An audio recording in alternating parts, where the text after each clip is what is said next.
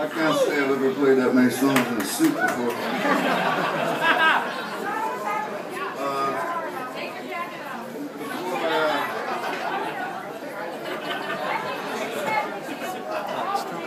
It's not the vice president.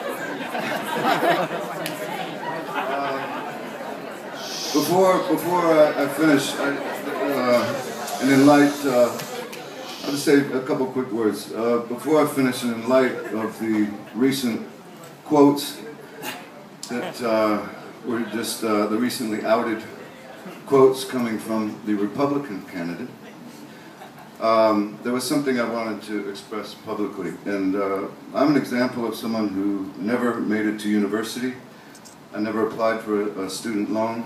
In the age of 19, I had some manual labor skills, but in 1984, the minimum wage was $3.35.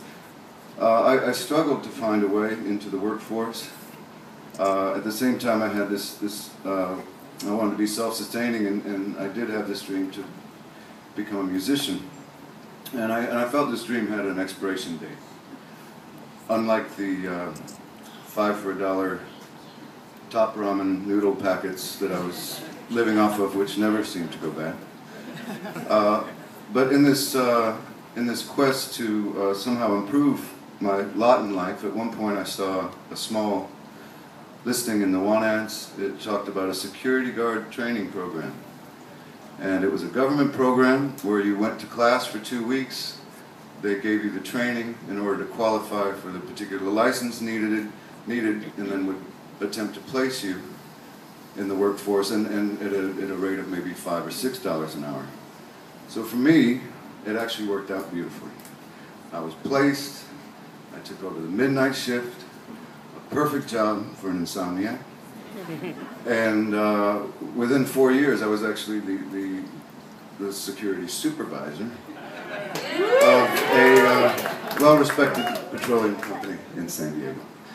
And but it was that job that allowed me to also afford the guitars and tape recorder and microphones that I needed to keep working on music. So for me, and it was also the job that I reluctantly left to move up to Seattle for less pay in order to join a band. It all worked out.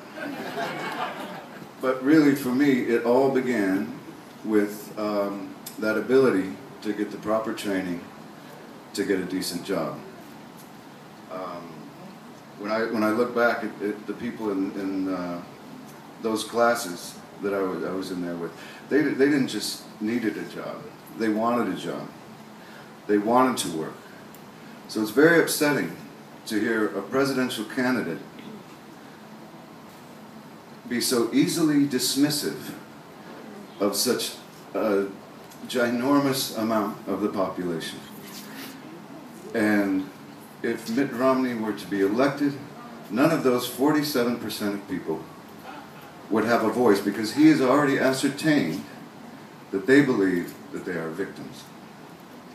I'm looking back. I'm very proud that I got that training and I got that assistance, and I was given the opportunity for a fair shot. And I'm very proud now to introduce him to you, ladies and gentlemen, the President of the United States, Mr. Barack Obama.